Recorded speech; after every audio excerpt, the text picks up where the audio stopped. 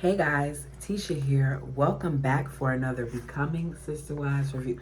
Do you all know that I look down at this book every time like I don't know the title? I was like, welcome back for another Becoming Sister Wives review.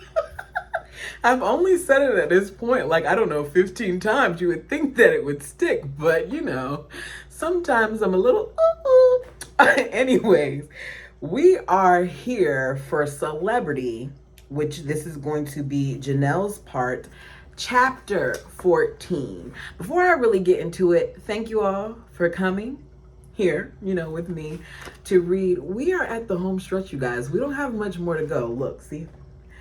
And I'm a little sad about it. I have actually enjoyed this. We've gotten a little bit more information, maybe not as much as we want, but I'll take it. Anyways, let me pull y'all in a little closer so I can sit back. And let's begin. Remember, this is coming from Janelle. Once I converted to the fundamentalist faith, I realized how easy it is to be a Mormon in Utah. Even though Mormons only make up 50% of the population there, I've read that an estimated 80% of the lawmakers in Utah are LDS. When I married Cody, I was no longer a member of this dominant group. I was fringe. I was an outsider. Perish the thought.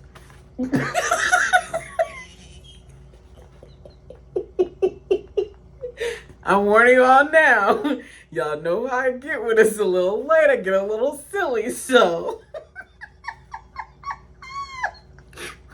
Sorry, pardon me. In polygamous communities, there's a great deal of culture fear. People my mother's age regularly shared personal experiences of having their families split up by the government. We know this because we've heard this a lot of times. These stories had a great impact on me, and I became very worried about someone finding out I wasn't like them. I kept my head down. I rarely discussed my family and private life with outsiders or colleagues. The Sister Wives television show, which changed my way of thinking and brought me into the public as a polygamist, was a slow and gradual evolution.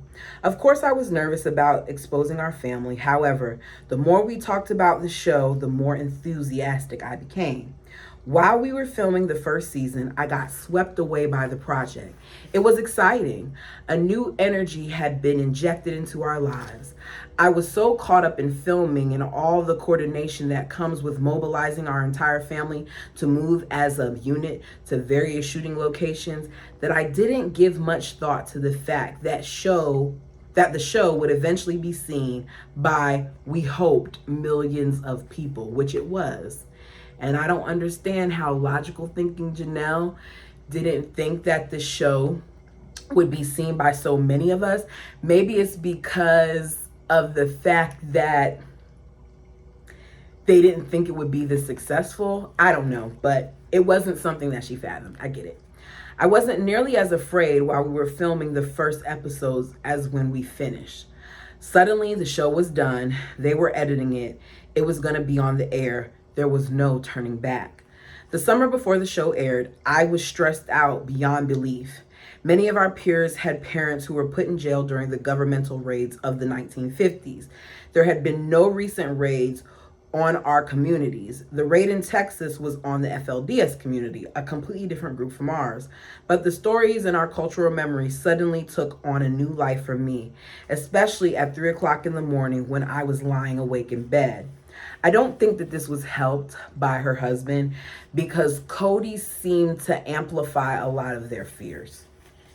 I couldn't put my worries aside, even going so far as to seek counseling at one point. This annoyed Cody. What do you mean it annoyed Cody? That you were worried or that you sought out counseling?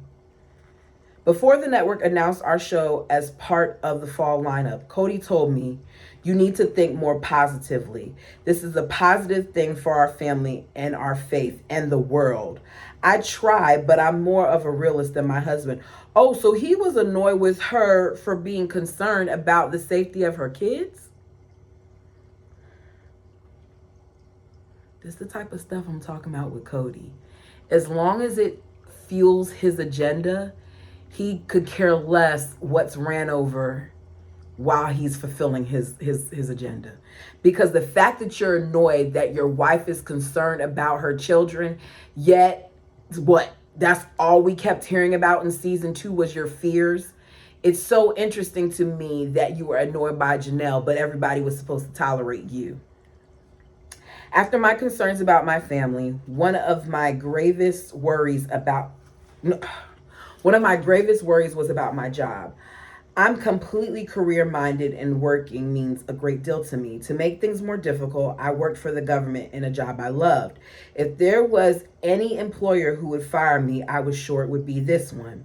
In Utah, everyone always assumes that you're Mormon, especially if you don't smoke or drink. Since I was raised LDS, it was easy for me to be a chameleon at work. I could talk the talk and walk the walk. I wanted to seem Mormon enough not to draw attention to myself. This was easy since I understood conversations about aspects of conventional Mormonism, such as visiting teaching lessons and wards. While I understood this sort of office chatter, I always stayed on the periphery of these conversations. Sometimes I tried to throw my coworkers off the scent about my religion and dissociate myself from all forms of Mormonism, LDS or fundamentalist.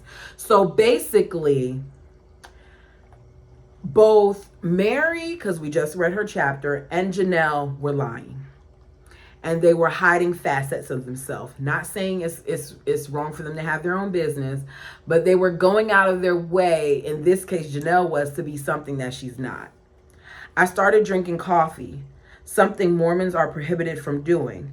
I sorely needed caffeine at work when I had 5 kids under the age of 6. I'm not sure what my coworkers thought when I started drinking coffee, but they never once asked me about my faith because they probably didn't care. I said it before, at work, I know what some people's religious beliefs are, but it's not because I've asked them. They volunteered information. So this is not always something that everyone is worried about. Before we traveled to Los Angeles to introduce Sister Wives to the public, I still hadn't come clean to my coworkers and my superiors about either my lifestyle or the show. I was nervous about having this conversation. Cody told me not to bother. He urged me to let them discover the show on their own. So he encouraged Janelle not to say anything, whereas he discouraged Janelle from saying anything, whereas he encouraged Mary to say something. Maybe because he valued Janelle's situation more than he did Mary's. We had no idea it would become front page news in Utah. It's not in my nature to share more than necessary, but I felt that the ethical thing to do was to tell my supervisors the truth about the show and my family. I figured if I was to be terminated, I wanted to allow them to do it discreetly before Sister Wives began. I waited to tell them until the day before we left for California to announce the show to Television Critic Association. After all, I wanted to keep my paycheck as long as possible. It took a moment for my bosses to get over their initial shock. Not only was I polygamist because I didn't look like one, I was going to be a public one. After we finished talking, they went to Human Resource Department to see what should be done about my situation. The people in Human Resources were very open-minded, as they should be. You are working for an agency that has a Human Resources Department. Whether y'all know this or not, yes, the Human Resources Department is designed to supposedly look out for the employees, but they're also designed to look out for the employer. So I'm sure they knew that firing her from a government position just because of her religious beliefs would not be a good job. They probably just warned her not to disclose like where she worked, where her office was, and things of that nature, like security breaches. But other than that, they couldn't fire that girl. They told me that as long as I never mentioned my job, what I did in my private life was up to me. What did I say? Yeah, duh.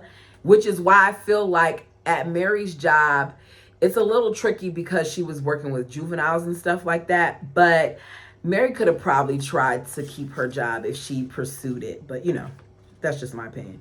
even if my private life was going to be on television. I was thrilled with this outcome since I had been expecting the worst. Contrary to conventional belief, Utah is quite diverse. My co-workers were a mixed bag of races, religions, and sexual persuasions. When I came out as a polygamist, I was delighted to discover no discrimination in my workplace. As I see it, God loves everyone equally, regardless of lifestyle, religion, or race. I see that the same way, which is why sometimes some Christians don't agree with what I have to say, which is why I just call myself a believer, even though I would be considered to be a Christian, because there's some things that I just don't agree with. I like this side of Janelle. I was glad to find that my superiors seemed to hold the same opinion. Despite everything, I was still unbelievably nervous when it came time to announce the show. At the Television Critics Association, we waited backstage while they played a clip from the show. After the clip finished, we were ushered onto the stage in front of a room full of critics. There was no going back. Immediately, a journalist from the Discreet News in Salt Lake raised his hand. "Aren't you worried that you're going to go to jail like Tom Green?" he asked. My two greatest fears came from this one question. First off, the world thought we were criminals who would be sent to jail. And even worse, we're being compared to Tom Green, an independent Mormon fundamentalist who had been jailed for statutory rape after marrying his 13-year-old stepdaughter. But ended those sorts of repulsive comparisons was reason enough to go public with our story. Although this was precisely the reaction I most feared, it also told me that what we were doing was necessary and right. At first, we were all taken aback by the journalist's questions. After a few seconds, we gathered our composure. "We're nothing like Tom Green," we told the reporter. "That's why we feel we have to tell our story." After the show was announced to go public, TLC began to air promotional clips on a pretty steady rotation. Naturally, they wanted to draw as much attention as possible to the show, so they chose the soundbite where we briefly discussed sex. We had decided to address this issue head on and quickly get it out of the way so we could move on with the rest of the show. But the brevity of the clip made it seem as if we were going to come out with something really juicy and salacious. I didn't see it as that, but okay. Of course, the truth was just the opposite, but the promotional ads started to create serious waves in our community. To TLC's credit, when we told them it was making our day-to-day lives more difficult, the network changed the clip immediately. We felt so honored that our requests were taken seriously. I want to go back and see what this clip is. If any of you remember the clip, let me know. But I don't remember them saying anything salacious, so I don't know what could have been edited out there to make it seem like it was something more than what it was. When our church community saw the preview, they understandably became upset. Many hadn't been thrilled with our decision to do the program in the first place, and now they were worried that we were going to be sensational and improper. Once they discovered that we intended to film Robin's wedding reception, some of the members became even more concerned. The wedding ceremony, either a fundamentalist faith or in LDS church, is sacred and private. No one outside the faith is allowed to witness this ceremony. It's never discussed. The promo for our program aired shortly after the HBO series Big Love had filmed a sensationalized version of the temple ceremony. So when our church community got wind of the fact that the cameras were going to be at Robin's reception, they were alarmed. Eventually, we managed to convince our fellow church members that we had absolutely no intention of sensationalizing either our lives or Robin's wedding. Our plans were to only film the reception and to show our collective happiness at Robin and Cody's nuptials, which is true. We did not see the wedding. We saw all the stuff that led up to the reception, basically. Soon after the show aired, I noticed that we had already had an impact on the way the world perceived polygamy. I was flipping through the TV directory looking for something to watch when I came across a show called The Lost Boys. The brief blurb described the show as being about members of the Warren Jeffs FLDS sect. This was progress. A few months earlier, I'm sure that the description would just been about polygamous Mormons, but now people were beginning to differentiate between the sects. and understand that we had nothing to do with Warren Jeffs and his abusive practices. Now, I don't remember back in time what this is like, but I do remember hearing about different names, like the Kingston family, yes, the FLDS. I don't know, I can't remember if what she's saying is true, but she feels like it made a difference. Although the show helped the public to understand our faith a little bit better, it also led to misunderstandings within our own family. I don't think anyone in the family was prepared for the emotional toll of our couch sessions. Suddenly, what was supposed to be a lighthearted look at a fairly normal family turned into an investigation into our emotional scars and private struggles. That's because y'all weren't honest. If you came out and said things instead of trying to hide stuff, then it wouldn't become an investigation. But we could tell that y'all were hiding things and that y'all were very surface level. There's a lot of things that family never dealt with, and those couch sessions forced them to kind of deal with some of it. When we set out to do the show, we imagined it would be something like 19 Kids and Counting, which follows the daily life of the Duggar family. This show is light and frothy with an emphasis on family. We thought our show would touch on the sweeter side of our life and never probe beneath the surface.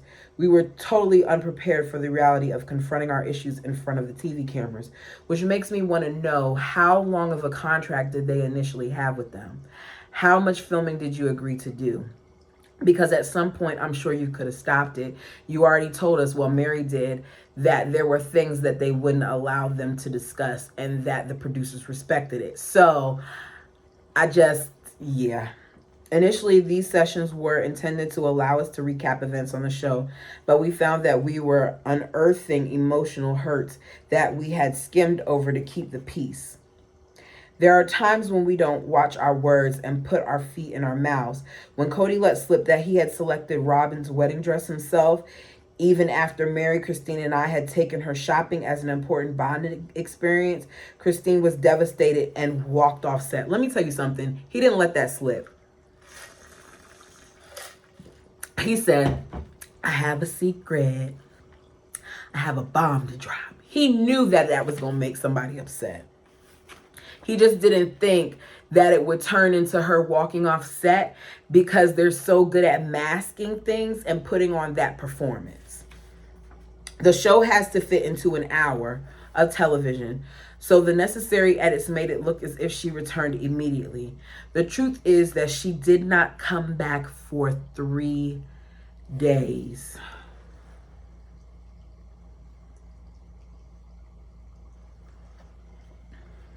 But Robin is an empath. Christine was so hurt and upset by the fact that Robin wasted her time with her newborn, because let's be clear, Truly wasn't even 6 months at this point. I think Truly was like 4 months, to go wedding dress shopping just for you to not pick a dress and then later go with Cody and not even tell them. You kept it a secret. We were a mess after that session. It took a while for us to heal, but we are stronger for it. Robin is usually instrumental after a particularly difficult couch session. We really give her mediation skills at work.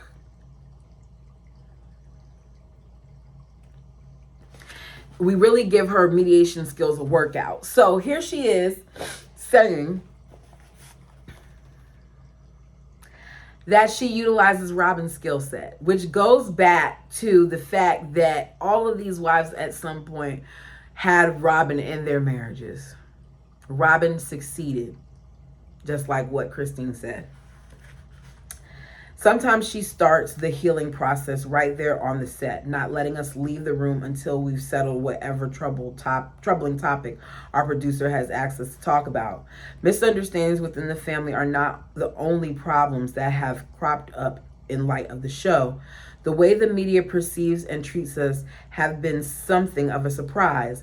Educated, intelligent people have made strange and off-color comments that have not just shocked us, but offended us on a very deep level.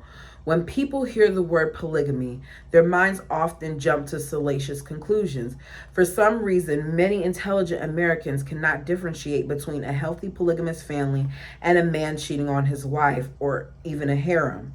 On our first publicity tour, during a pre-interview For a nationwide talk show, the interviewer asked us some unbelievably personal questions about our intimate lives. We were asked about whether we compare our sex lives behind Cody's back and if we could comment on the differences in the intimate natures of each marriage. Our publicist jumped to our defense and demanded to know what woman in her right mind would answer that sort of question if she were being asked. Our publicist pointed this out to the interviewer and that she certainly would not ask the same questions of other reality show stars, not even on the most sexually provocative shows. We were so grateful to her for stepping in because I've been left speechless at the interviewer's complete lack of tact. That is a bit much. Like, for you to sit there, it's one thing to say, do you have relations separately? But it's a whole nother thing for you to say, do y'all compare techniques and all that other stuff? That's a bit much. Of course, I understand that people want to know about our private lives. Everyone always wants to find something scandalous and something pure. I hope that the show has firmly established that we are involved in 4 separate marriages and we keep our personal intimacy as private as possible. Yes, we understand, because y'all couldn't even say I love you and hug and kiss in front of one another. None of us want to know what goes on between Cody and another wife in their private time. Of course, the show has made it more and more difficult to remain unaware of how Cody and my sister wives have their individual marriages. In fact, since much of our lives are televised, I'm confronted with a great deal more of these other marriages than I was comfortable with in the past. I've had to do my best to fight the impulse to compare my marriage to those of my sister wives. There are certain things on the show that I'm not comfortable watching, such as Cody's intimate moments with another wife. Robin's honeymoon certainly falls into this category because Robin's honeymoon was the first time that Janelle really admitted that she was jealous. I'm not a jealous person, but I just don't care to see how Cody and Mary or Cody and Christine interact. This has always been one of my personal boundaries. It's the problem of apples once again. This show has made it necessary for me to find the security and the strength to not want apples simply because someone else has them. If I want a pear, I'm going to ask Cody for a pear. Even though the interviewers often try to dig for something juicy and salacious in our private lives, for exactly the kind of thing we never discuss, I enjoyed myself on our publicity tours. I love watching the behind-the-scenes efforts that go into our show. I enjoy learning about marketing and media and the business side of the reality TV business. Since I handled the contracts for our family, I've acquired a lot of knowledge about the financial side of the entertainment industry, something I never imagined I'd come into contact with. I've always loved to travel. With 6 kids and 60-hour work week for most of my adult life, travel was put on the back burner. Once we began to promote the show, we were able to visit major cities as a single family unit, something I never imagined would be possible. This freedom to be ourselves is unbelievably liberating. It's almost as It's almost a luxurious feeling to go around in the public as a family without fear or shame. Before this, only Mary, the legal wife, would go with Cody to any official functions, but now we go as a group. Whether or not people condone what we do, everyone acknowledged me as Cody's wife. The simple piece of not having to remember to use my cover story has been a relief, because her cover story was that she was his sister. That's crazy. I love being able to express my pride in being Cody's wife without fear of anxiety. Naturally, the show has provided me opportunities to experience other things I would never have been able to, such as taking the kids on a camping trip to Big Bear, renting a cabin in the mountains at Christmas, and going snowmobiling. But there was a damper put on things very quickly. The Lehigh City Police Department announced on the day our show premiered that they had been investigating our family since we introduced the show at the Television Critics Association. We introduced the show in September, and by November, it was clear that we were going to have to leave Utah or risk the safety of our family. They keep saying that they were being investigated, but at no time were they approached by major officials. And I hate that they made this thing as stressful as they did for their kids, because a lot of it was just not happening. It was an illusion. We decided not to tell anyone, not our friends, coworkers, or even the producers of our show. We didn't want to make a big deal out of our decision, and we wanted to protect our children while we figured out our next move. In fact, we told TLC only shortly before we moved. We obviously had a production schedule lined up, and this was a huge change in those plans. We really weren't sure they would continue the show, but we had made our minds up as a family that it was the best thing for us to move out of state. So, not only did they spring this up on them, but they did this not knowing if they would continue the show. I'm supposed to believe that with a family that was struggling and barely had any money, that they would risk breaking a contract without not finding out first if the show could possibly be continued. I don't know how much I buy that, because that was a big move, and moves aren't cheap. Especially not a single move isn't cheap. Then you're talking about a move 6 hours away, and then all those adults and all those kids. Come on now. We thought it would be the best for our kids if we put some distance between our family and some of the emotional stressors of Utah. It was a heartbreaking moment when I explained to my children that we were moving to Las Vegas. Madison, my oldest daughter, began screaming, "You can't make me go. I'm going to run away." Hunter, my second boy, just sobbed and sobbed. My oldest, Logan, was stoic. He simply squared his shoulders and said, "Okay, let's do what we need to do." Logan has always been that. It was devastating having to separate the kids from their friends and take them out of the big house, but it is my belief that everything happens for a reason. The move to Las Vegas has been instrumental in exposing our children to a more diverse culture. This is an important step to help them decide what faith they will follow when the time comes. For some of my children, I think polygamy would be an appropriate choice. For others, I'm not sure yet. I know that most of them are eager to return to Utah. The morality evident in Utah still appeals to many of the kids, and for this I'm grateful. However, exposure to different types of people and different lifestyles will help my kids make better and more informed choices. I'm sure when they are off at college, and the only thing I ask of them is that they go to college, they will look back on their lifetime in Las Vegas not as a trial, but as a period of intense and important growth. I have also seen some wonderful benefits for myself in the move to Las Vegas. Since we are living openly for the first time ever, I no longer have to censor myself, and hide my home life from new acquaintances. I have a much richer and diverse social life in Las Vegas than I ever had in Utah or Wyoming. I no longer worry about people coming into the house. In fact, I am always excited to welcome our neighbors, something I never imagined I'd be able to do back in Utah. Despite that fact, for the first time in my life, I have a much larger circle of friends. Leaving Utah has also been a period of personal upheaval for me. Obviously, my government job didn't travel with me. I struggled through that period of unemployment, which was difficult for a gal who had always defined herself by her career. I did a lot behind the scenes, family administration, but it didn't take place of my full-time job. Cody and I had both more and less time together. Less time as Cody was spread thin between 4 separate homes, and more time because we were all looking for work. Less time because he was spending a lot of time at Robin's house because he was split between 2 separate homes, and y'all saw him a little bit, but the 4 changed it. I guess that could happen. Cody and I really struggle with each other. When I am yanked out of familiar surroundings, I often begin to question my place in the world and in family. Not having a job for the first time in ages really shook me. I have always identified myself as a career woman, and now for the first time in my life, I was a stay-at-home mom.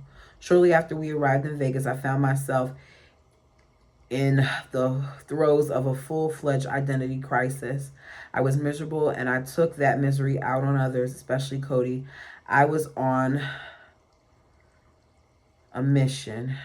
He couldn't do anything right.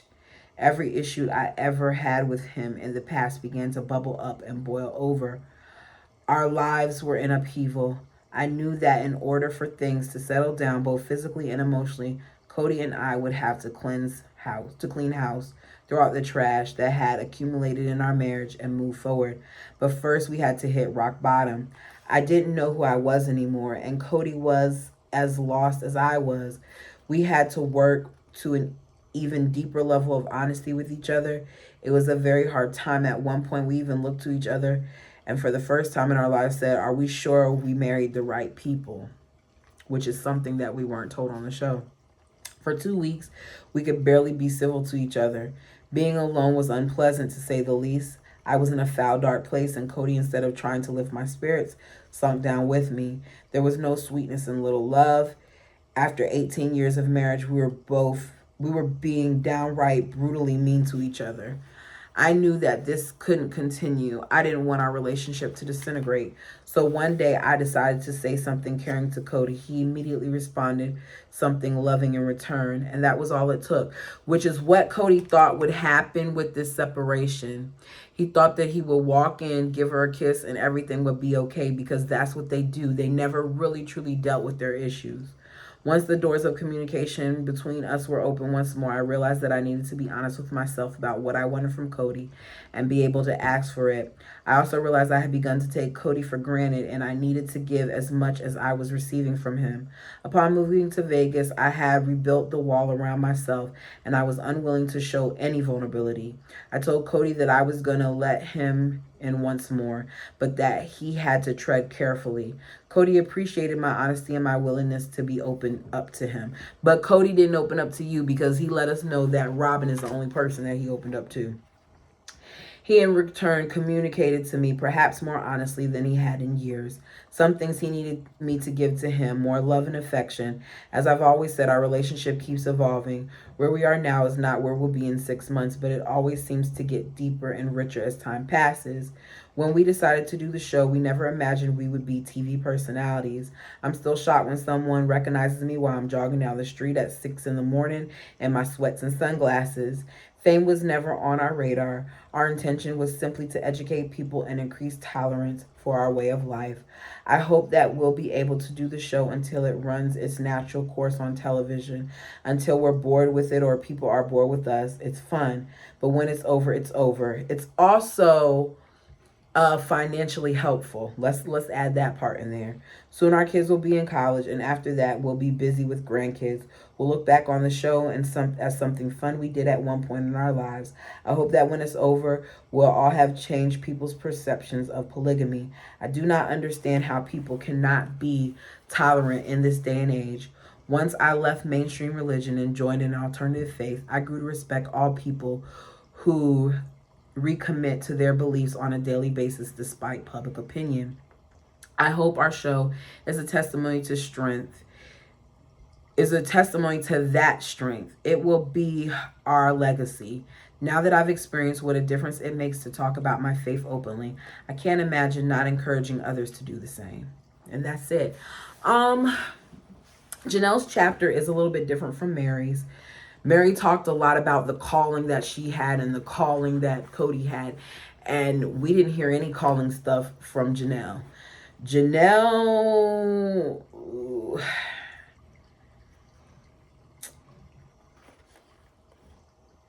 I don't know, y'all.